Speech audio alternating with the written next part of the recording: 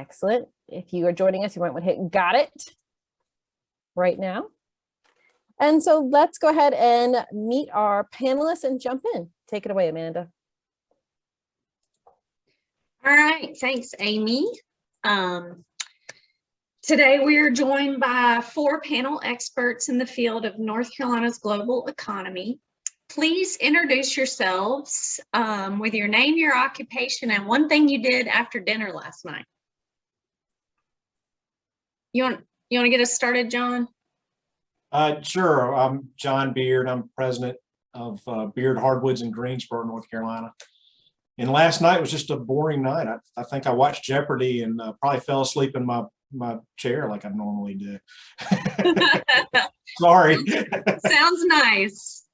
Michelle, tell us about yourself. Yeah, thank you. My name is Michelle Wang. I work at the North Carolina Department of Agriculture International Marketing Division. And what I did, one thing last night, I think my family, we went for a walk in the neighborhood just to enjoy the weather. Yeah, that's it. It's wonderful weather right now Yeah. here in North Carolina. What about you, Susan?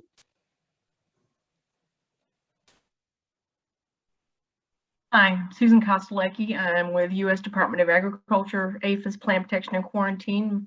My office is in Goldsboro, North Carolina. North Carolina is one of my 4 states. And after dinner last night, I did a little bit more research on what I needed to share with you guys today for this call. I like it. Prepared. All right, Tom. All right, great. Thank you. Tom Guthrie. I'm with the North Carolina State Ports Authority here in Wilmington, North Carolina. I'm the Director of Key Accounts and Commercial Development. Last night after dinner, one of the last things I did was walk the dog. How about that? That sounds wonderful.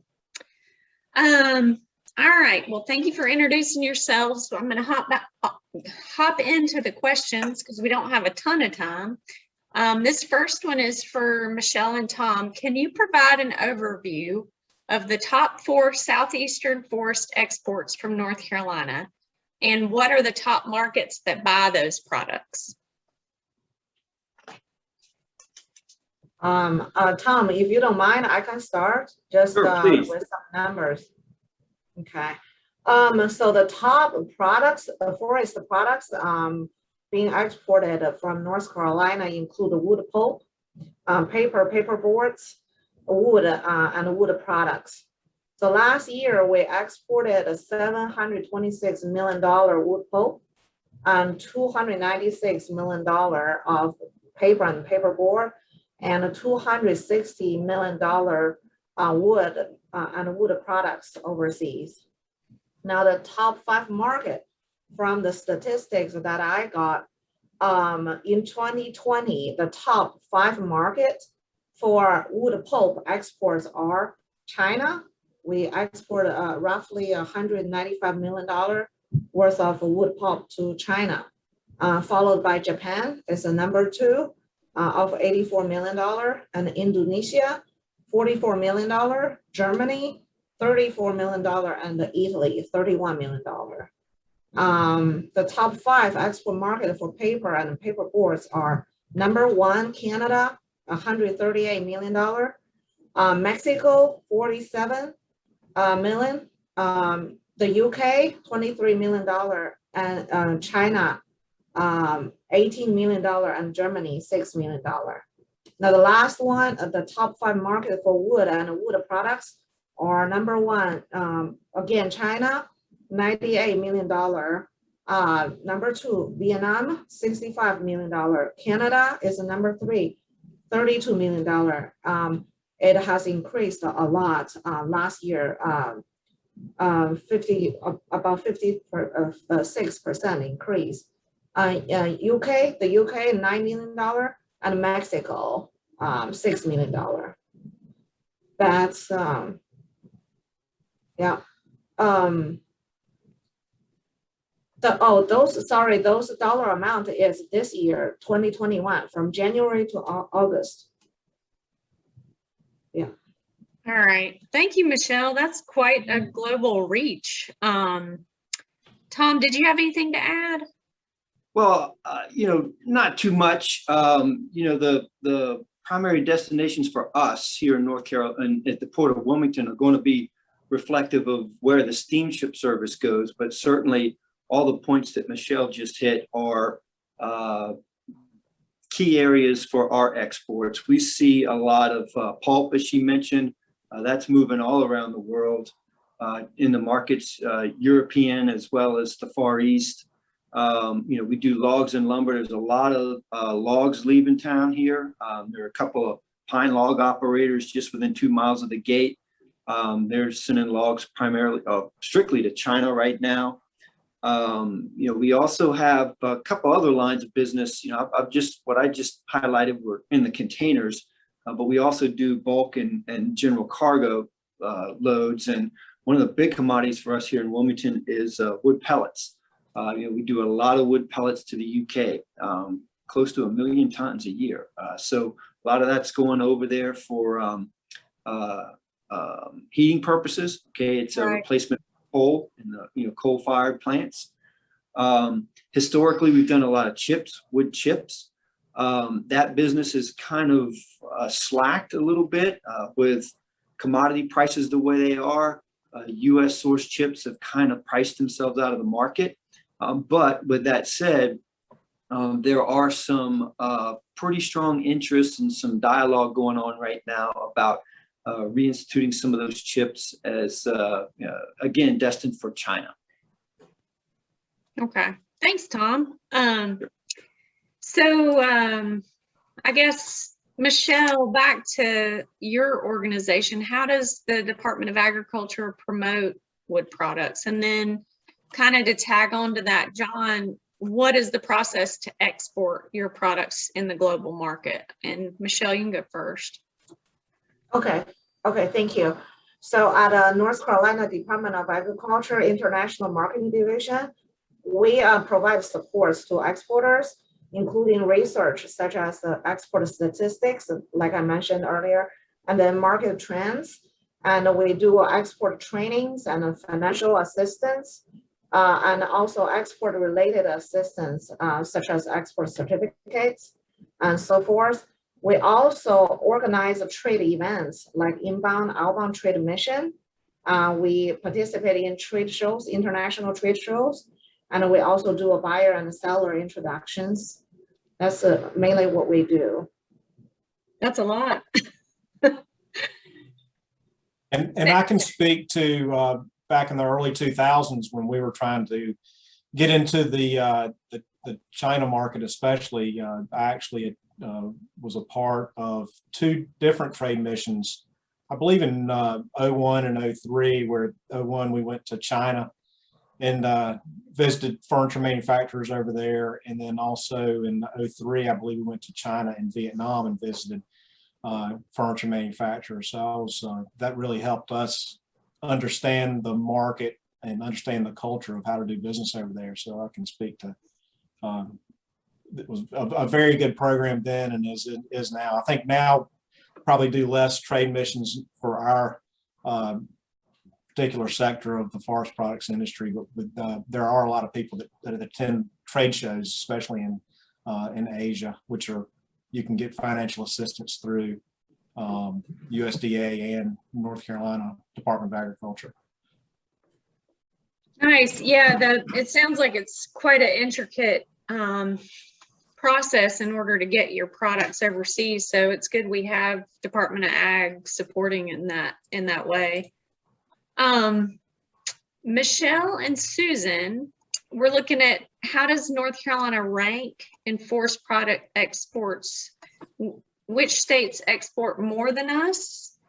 How competitive are our exports compared to other states? And do you foresee us moving up in the ranking in the future?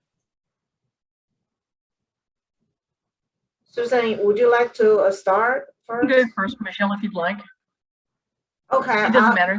You can go first, okay. or it doesn't matter. Okay. I just pull up some numbers and just want to share with you the numbers. And then Susan, of course, knows a lot about other states and how they're doing. The numbers that I got in 2020, North Carolina ranks the number 8 in forest products exports. We're very close to the state of Alabama, which is in front of us. The top exporting state is Georgia. They exported about $3.5 billion worth of forest products in 2020. And then the second is California, and then followed by Washington, Florida, Texas, and New York. I do believe that our products is competitive. We have Appalachian Mountain that produce a very high quality hardwoods. And in Eastern region, we have plenty of pine timber. We grow more wood than we harvest. Also, we have 2 ports in East Coast, like Tom mentioned. So I think we're very competitive compared to other states. And Susan, you probably have some more information compared to other states. Thanks, Michelle. And I agree with what Michelle had to say as far as the statistics. The important thing to look at for these statistics, in my opinion, is the fact that the information that I have is limited to shipments that have phytosanitary certificates that are issued for them. Not all countries require phytosanitary certificates for forest or forestry products. For example, paper and paperboard and things like that typically do not require a phytosanitary certificate, whereas logs and lumber most of the time do, depending on the destination country. Some of the interesting things that I found out when I was doing some research, I found out that only about 1% of all the US companies in the United States actually export. And while that was for all kinds of products and goods and services, I found that to be very telling, because I suspect that it's not that much different for folks that export forest products. I don't know if you have any statistics on what percentage of your members actually export, but I personally would be interested in hearing that. Based on what I researched, Georgia does have the highest level of harvest, and North Carolina, excuse me, as far as harvesting, is number 4 in the nation. So it would look like we would be a lot higher up in the statistics than you would think. But you have to understand that the reason it is the way it is, I believe, is that sometimes shipments are not inspected and certified here in North Carolina. They actually could go out through the Port of Baltimore. Norfolk is a very popular port. Wilmington, of course, Charleston, and Savannah. And if the commodity is inspected down there and the phytosanitary certificate is issued down there, then they get credit for that export. And I think that possibly has a great deal to do with the ranking and how much we harvest versus the number that Michelle quoted to you. Can we move up in the ranking? Absolutely. But I don't want you to rely upon the statistics that I give as an absolute telling point, because there's a lot of potential here in North Carolina, simply because we do export forestry products from the mountains to the coast. And outside of the metropolitan areas, there's almost no county in North Carolina that's not involved to some extent. So I think the tremendous potential there, and always room for improvement. That's a really interesting take on it, Susan, that the stamp tells, so maybe people export more or get more stamps from Georgia, so they're ranked number 1 versus we're ranked number 8. I think that's entirely possible. I know that we have a lot of shipments that go out of Savannah, a lot that go out of Norfolk, and I don't remember specifically what the Virginia ranking was, but I think that we probably contribute to Georgia being where they are. If we're number 4 in harvest and Georgia's number 1 in harvest, but yet we're that much farther down, I think that's probably a good bit of it, but I'm curious to see what John might have to say about that as well. That's really interesting. Thank you, Susan. John, do you want to comment? Yeah, sorry, I was getting unmuted. In our industry, in the hardwood end of things, when the hardwood lumber really took a big hit back in the late 90s, early 2000s, when the furniture manufacturers offshored and went, especially to Asia. So really and truly, the surviving hardwood companies since then, if are in some way involved in exporting. If you're a right down to logging and sawmill operations, indirectly, they sell a lot of products to exporters like us, and especially the lower end products, like in our world, the 1 and 2 common grades have typically gone to the Asian markets over the past 20 years or so. So I would say that it's a very high number in the hardwood industry as far as exports are concerned.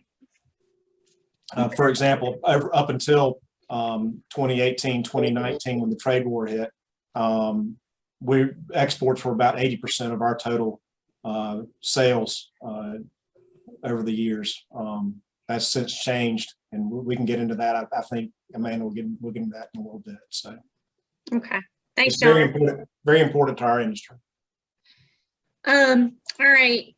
Next question is for Tom and Michelle. Can you quantify how much forest product exports are contributing to the economy on the state level?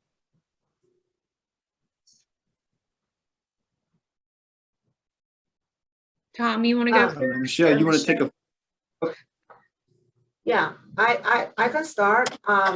Again, I prepared some numbers for you all to see. The first numbers are from the Economic Development Partnership of North Carolina. So forest sector supports over 75,000 jobs. And the forest sector employee has a payroll of $4.2 million. On average, every dollar generated in forest sector contributed additional 61 cents to the rest of the North Carolina economy. Now, compared to $6.3 billion forest sector gross state product, the North Carolina forest sector exported close to 1.3 billion forest products in 2020. It's a very significant number. That's true. It sounds huge. What about, do you have anything to add, Tom? Well, I would just add that, as the mission of the North Carolina Ports Authority is basically to enhance the economy of the state of North Carolina. So obviously we don't produce or develop anything, but we support those industries that did, and we're a multiplier in terms of the economic development. With that said, forest products in particular are very high profile here at the Port of Wilmington. Okay, so when we look at our export markets, on the container side, some of the commodities that Michelle mentioned, wood pulp, the logs, the lumber, we see north of 50% of our container export activity is driven by those sectors. Even when you look at the bulk and the break bulk side, the same group, you're well over 40%. So, whenever we handle cargo down here, that's when we generate our revenue. That's what pays the bill. So, so obviously, the forestry sector is near and dear to our heart, right? It's very reflected in our bottom line, but more so it reflects what's happening in the greater North Carolina economy. Good point, Tom. All right, we're going to transition now into some more kind of specific questions. John and Michelle, how do trade wars and tariffs affect exports? What are other factors that could affect North Carolina exports? Well, I can speak anecdotally to what the effect that it had on our company. As I kind of mentioned earlier, so it's specifically in China, there was I guess it was in the fall of 2018 is when things really started heating up as far as the trade war between the U.S. and China. And there were all kinds of rumors about what kind of tariff rate or retaliatory tariffs that China was going to put on U.S. forest products. It only, for our segment, we only export poplar. So they actually had a graduating tariff in China of the amount of tariff they put on for different products. But for poplar, for example, it only ended up being 5% of a tariff, but just the uncertainty of what it could have been created all kinds of chaos over there where things were turned upside down as far as, and it really, really disrupted the hardwood industry nationwide starting in 2018. So 2018 and 2019 were very bad years for the hardwood industry. Since then, thank goodness, it's been a lot better. But during that time, and Michelle can probably speak to this more than me, the Chinese economy was slowing down in a big way.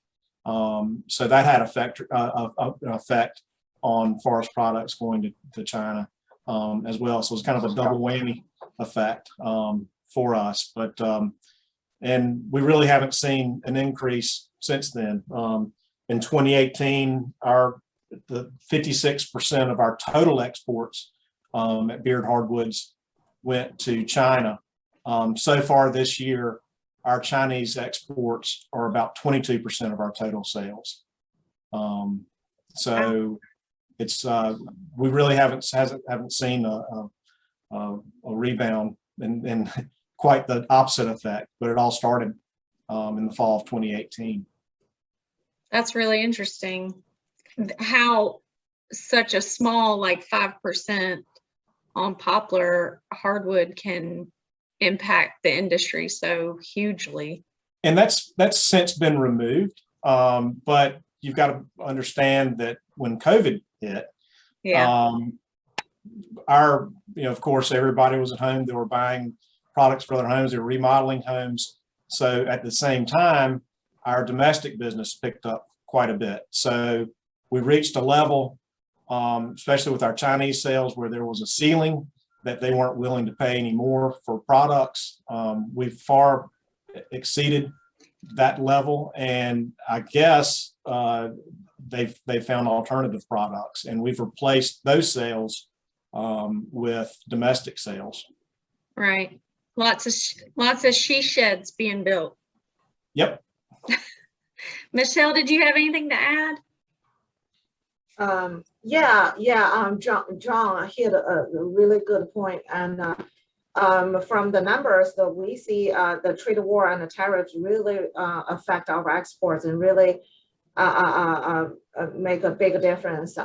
For example, for wood and wood products in general, the export value dropped to China dropped from $222 million in 2017 to $98 million in 2019 and 20. That's down 56%, and you can imagine how big the effect it has on our exporters. It make it very difficult. And then, of course, there are other factors: the foreign market economy, the foreign currency exchange rate, and also the logistic issues. They will affect exports as well.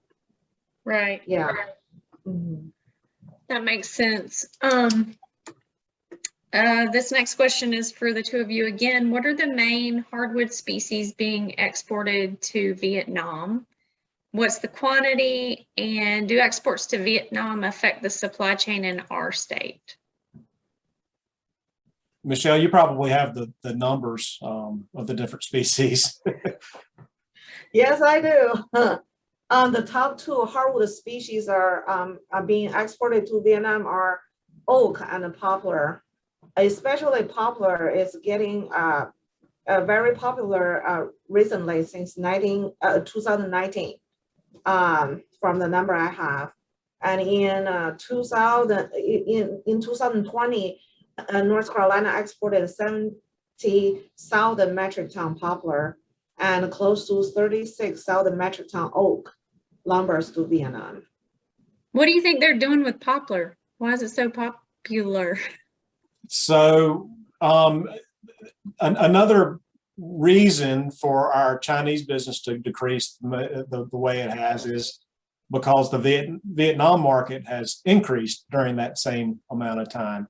So a lot of the lower end grade poplar, the 1 common, the 2 commons that were traditionally going to southern China, a lot of those furniture manufacturing plants relocated to Vietnam, chasing cheaper labor. And those plants have really increased in their output. So a lot of the products that we're sending to southern China now go to Vietnam. And they like our poplar because, especially in our area, especially in the North Carolina and Virginia area, because it has a very light color, especially in the higher, when you get it up towards this area and in the mountains and into Virginia, very little heartwood, and they can take that light colored poplar and they can put a finish on it, and they can make it look like cherry or walnut or maple or whatever. And then also, as the trends have been in furniture over the past 5 or 10 years, painted furniture, you see a lot of white painted furniture or different colored furniture. Poplar is really nice to paint because you don't get the tar and the pitch that you might get showing through the paint like you would in pine. So poplar is a very, very good wood to paint. So I think the trend as the fashion trends in furniture have lent itself to be painted, I think that has aided in our poplar to be popular in the world market. That makes sense. That makes a lot of sense. All right, moving on to the next question. Susan and John, are there challenges in exporting specific products? For example, do hardwoods have more regulations than paper and paperboard? Yes, absolutely. Hardwoods have a lot more regulations, and that's because of the fact that paper and paperboard is processed, Right. which eliminates the pest risk. The aspect of exports that I'm involved with, excuse me, is meeting the foreign country's requirements to make sure that it's free of pest risk to the importing country. So the more natural state that the commodity is in, the more likely it is to have requirements. Okay. And as far as hardwoods, it just depends on the species of lumber or logs or whatever. For example, when John was talking about poplar, typically there's not much in the way of problems with poplar as there would be with oak, for example, for oak wilt and things like that.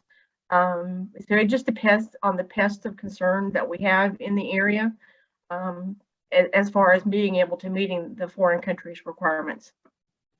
Okay. And I can speak to USDA and North Carolina Department of Agriculture have made it a lot easier for us to export over the past 20 so years. I think I first met Susan 20 some years ago when we would have to send containers to Wilmington, and they would have to inspect every container that would come through the port. Now they have a program where they will actually come to our yards and they'll inspect loads or inspect lumber that's in process to go out, and it's made it a lot easier to export forest product, or at least lumber, compared to the way it was 20 years ago. Yeah, it sounds like more of a collaboration, trying to help y'all get your products overseas. Yes. All right, Tom and John, this time, have the challenges facing domestic transportation influenced global exports? And how complex is the process of moving our products internationally? I'm sure John's not had any issues at all moving anything right now. Have you, John? It's a nightmare getting things trucked. And the expense has doubled or tripled in some cases. So it's a huge problem. I mean, we've heard and read all about it, and it's a huge problem getting material off the ports, but also getting material into the port. It's a battle every day just to get bookings to ship product overseas is so hard, and it's a lot of work. We really have two people here, especially one person full time that deals with our trucking and shipping, and we're just a small company. So I can only imagine what it's like for a larger company to get things shipped. But it's been very difficult, and we really don't see. And Tom can probably speak to this. I don't see things getting much better even into 2022. A lot of people, from what I've read and what I've heard, we might see some relief starting in 2023, which is kind of discouraging. Yeah, I can hear you.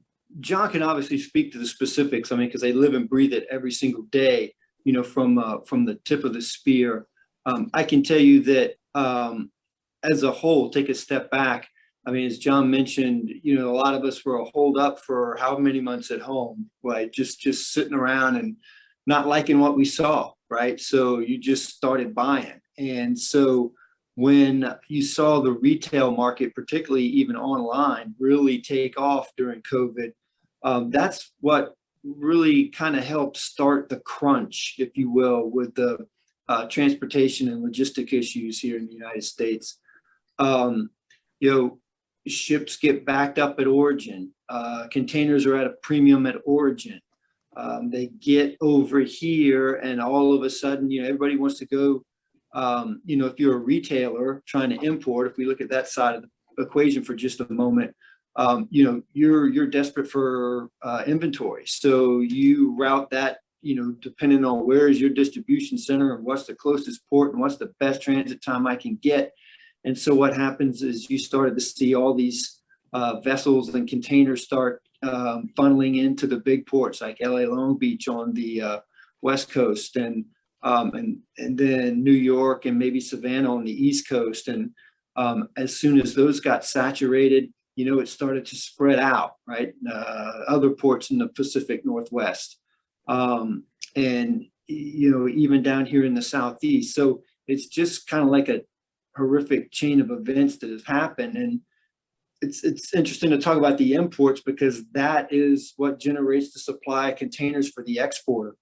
Okay, so now once they hit these ports and it's backed up, that's not the end of the story. Now it's going to take us, in some instances, a couple of weeks, 3 weeks to get a container out of one of these ports. You know, you can't use a container until it's been stripped and brought back empty if you're an exporter. So, and then, you know, the ships are even further delayed because there's even more of a backup. And as an exporter, you know, you have to, you're trying to deliver against bookings in a set window, what they call it, you know, an ERD, early return date window.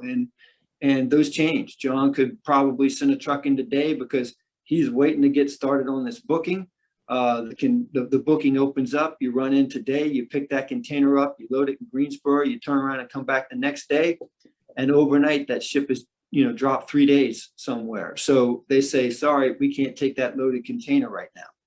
Okay, so, you know, now that just complicates the entire issue, doesn't it? Because now you got a truck with a container that they can't turn in for 3 days. What are you going to do with it until then? God forbid that third day should be a Saturday or a Sunday, right? Because now it's going to sit through a weekend.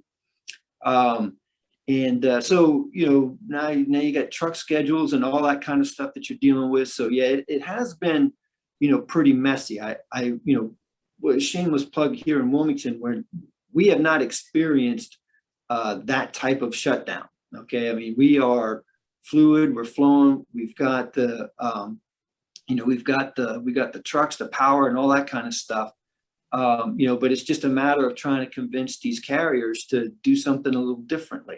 Right. So that's our challenge. But in the, you know, in the bigger picture, you know, I agree with John. I mean, we don't see, you know, we don't really see things changing through 2022. That's all the signs are pointing to that. one of the dynamics economically in the background here, that's affecting supply of empties right now is that these import rates from China, when this whole COVID thing started a couple of years ago, you could get anywhere in China to the East Coast for about $2,300 a container. Right now, that number is closer to $20,000 per container. So even though, John can attest to the export rates increasing over the last, 12 months or so, they're not anywhere in that stratosphere. Okay, so these carriers are, got people screaming for these containers at origin, and they want to get them back. So unfortunately, some of these are going back empty, which again just complicates the whole, exporting process. But all these carriers, now that they are all on very solid financial ground, all of a sudden, there's been a great deal of order books, placing orders for new builds on these ships. That hadn't been the case in the last 2-3 years, but now that they've got a lot of money, they're ordering ships. The first of these ships aren't going to start coming out until 2023. Okay, and even at 2023, it's not going to be the front of the year. It's just going to be spread out from then. So unfortunately, unless we quit buying as a nation, right, and the consumer market kind of dries up, this thing's probably it's going to remain a challenge through 2022. That is thank you both. That's an interesting explanation of export transportation situation, because it's not just exports that gets affected. It's the whole supply chain. And John, I could feel it when you said battle every day.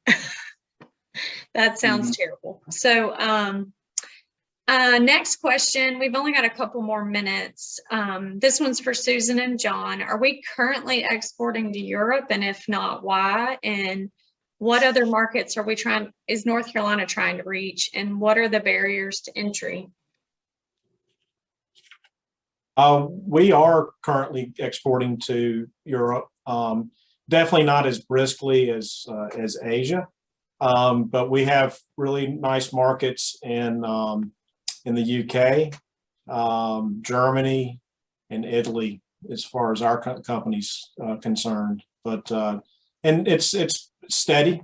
Definitely hasn't been really growing, but I think as their issues with COVID continue to relieve and their economies get better, which they are, I think we'll see a bit of an increase.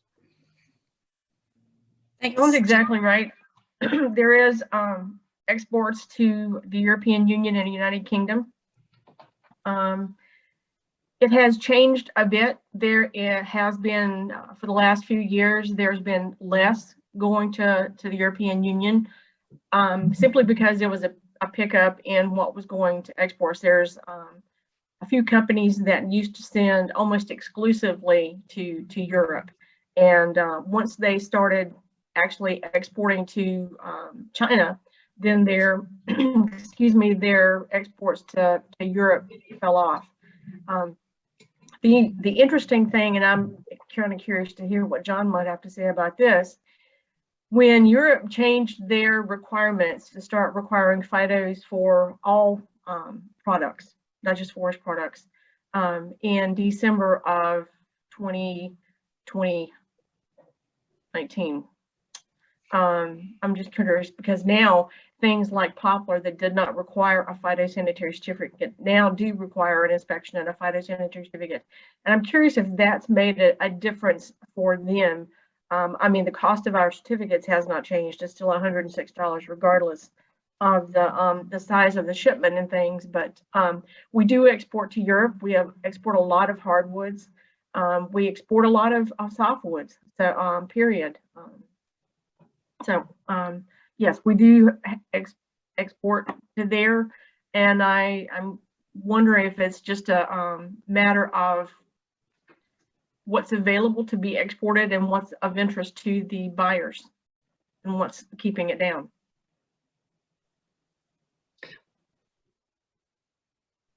John, did you want to comment? Yeah, I think the European market, in the oak realm of things, we always compete against the Eastern European white oak, and the other European nations. So as especially white oak, as it has increased in price, it's been tough for a lot of the oak exporters to compete in that market, especially when their consumption went down, the demand went down. As far as regulations and phytos are required to go to China. So to go into the EU with phytos, we're kind of gotten used to dealing with them. The only places that we export to that don't require phytos and take the National Hardwood Lumber Association certificates are Mexico and Vietnam. So I think as far as we're concerned, we're just kind of used to doing that right now. The poplar business in UK has been good because their molding and millwork business has been okay and steady. Some Italy, the way their economy's been, it's been a tough market for us. But Germany's been okay. But yeah, and I think we compete against some of their softwood species too. But it's been steady for us over the past few years. Nice. What are there other markets we're trying to reach? And if so, what are the barriers to entry? That might be a everyone question. Yeah, I think Michelle can probably, last week, Michelle's group hosted a group from Mexico. So as we've seen the transportation and supply chain issues, I think there's a push in the furniture industry now to source material or to source furniture, especially from Mexico. And I think Michelle can probably speak to their program during the furniture market. Yeah, thank you. Yeah, you know, because of the, like John said, because of the logistic issues and disruptions, we are looking at the countries that we don't have to send containers to. Mexico is one of the market, and their furniture manufacturer industry is expanding. This is what I heard from the buyers. So definitely looking at that market, and there's some other market that is emerging. I've heard of South Africa and Indonesia. From the numbers I see, Pakistan. So definitely we're looking at other emerging market as well to sell our products. Nice. All right. Let's transition to our final kind of big overview is the future of forestry. This question is for John and Tom, but anyone who wants to comment, you're free to. In 2019, the forest sector in North Carolina, including forestry and logging operations, sawmills, furniture mills, and pulp and paper, directly contributed $21.6 billion in industry output, which was nearly 2% of the statewide economic output. The forest sector employed over 73,600 people with a payroll of $4.3 billion and gross state product of $6.3 billion. Do you anticipate growth trends returning to pre-pandemic levels? I can speak to my company, and I guess you've kind of read between the lines from what I've been saying. Our export sales volume, dollar volume, has gone down tremendously since the pandemic and before. There will always be opportunities in exports. I think we're definitely in a global economy now. I think we saw during COVID, our domestic business has come back in a pretty good way. I think with transportation, supply issues, I think we're going to continue to face where we'll see more products being made domestically. So I'll kind of go against the grain here. I don't see in the next 3 to 5 years our exports increasing a whole lot. Maybe they will, who knows? But I would have never told you 2 years ago that export wise we would be going from 80% of our volume down to 50% of our volume. I thought that eventually we'd have been 100% export. So COVID's been good for us.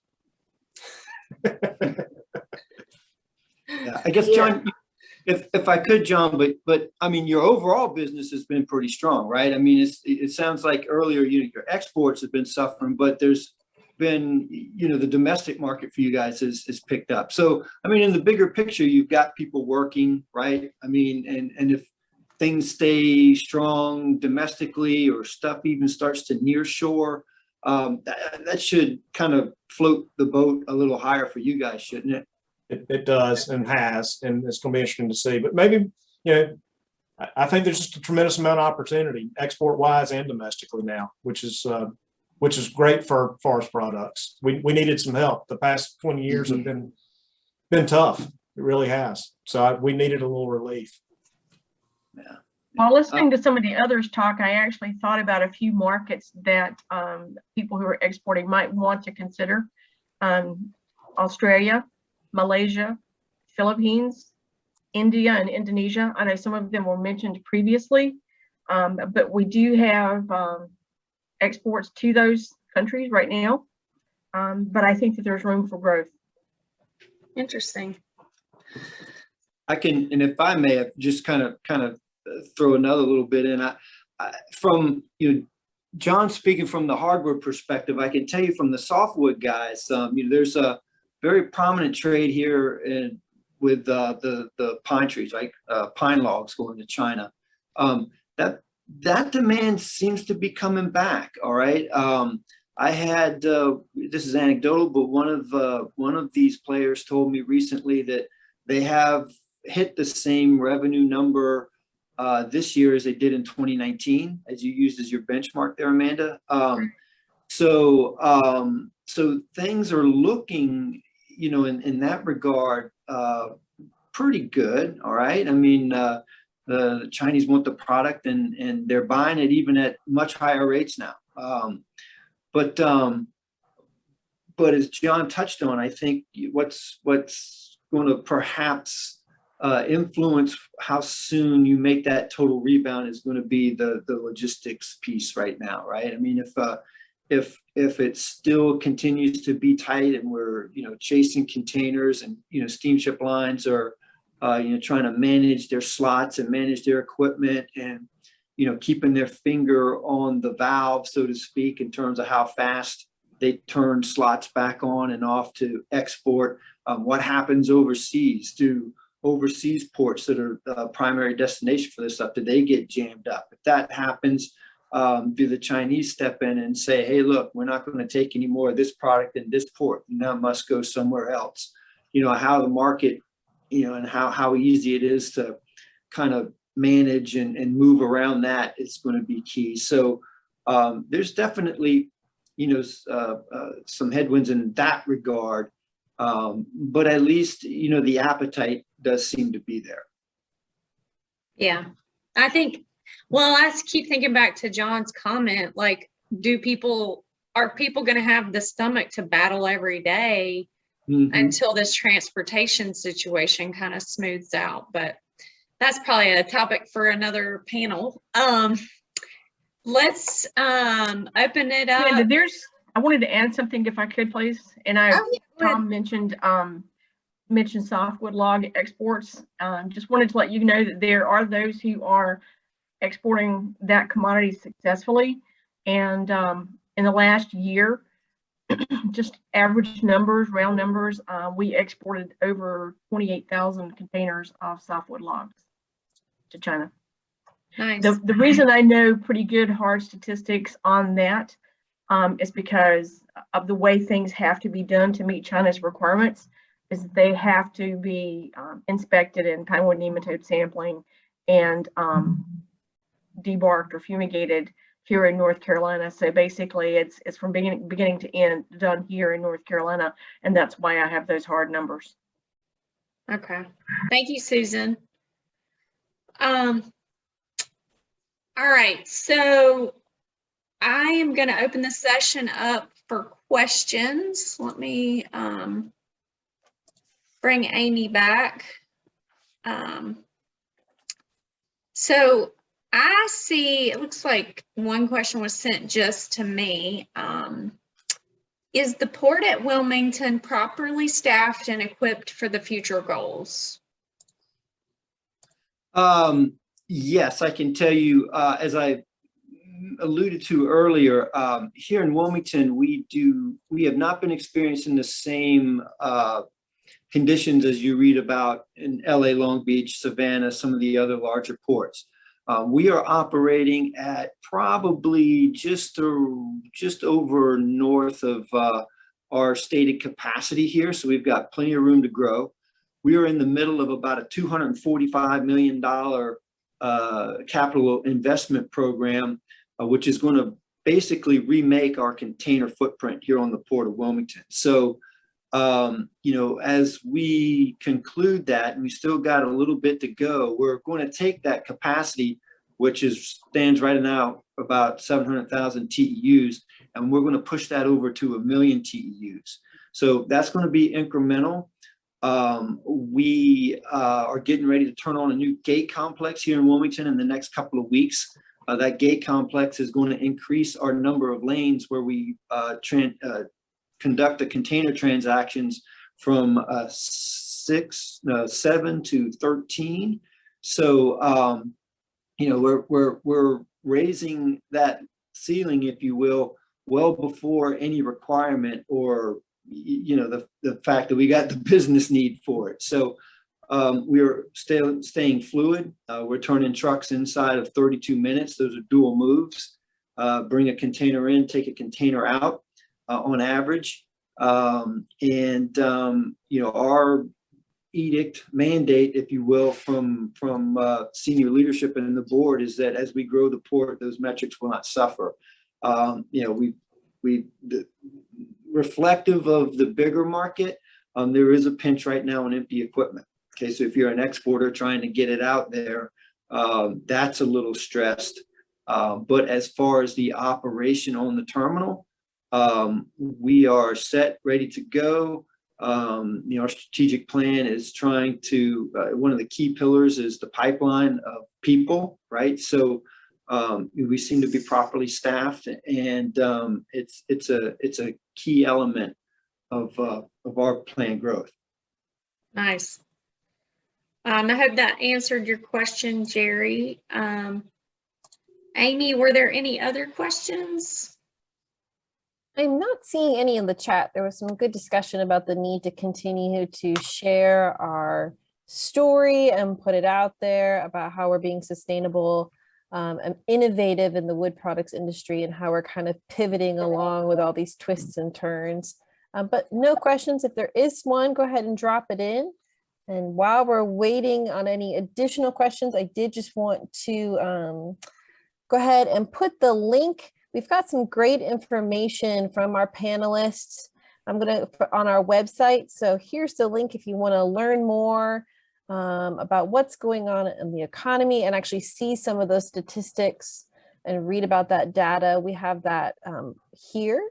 Amanda just added our email addresses. So if you have additional questions, we'll go ahead and send those, or we can certainly forward them to our panelists as well. And I did want to take a minute and as well as drop in our survey. We'd love to hear what you thought about today and any future ideas. So if you could give us your feedback, we really appreciate it. And one last thing, if you are needing CFEs for this panel, this is 1 hour of criteria 1. I've taken a roster of everyone that registered today, and I will be sending that up to SAF to get that approved. And so I have your information. If you have questions, though, again, email me at ajuliana@ncforestry.org. I know Amanda will say thank you again, but I just wanted to take the time and say thank you to our panelists. Thank you to our participants for joining us this afternoon. I know this is a complex issue and is changing by the day and sometimes by the minute, but we really do appreciate your time and sharing your insight. Amanda, you want to close this out for us? Yeah, thank you all, Michelle, Susan, John, and Tom, for your time. Thanks for the audience for showing up and listening to this conversation. We're excited that we get to be a part of it. So Thank you again, and I hope everyone has a lovely fall North Carolina day. Yeah, My pleasure. you, Thank Kay. you. Really. Thanks, guys. Thank you. All right.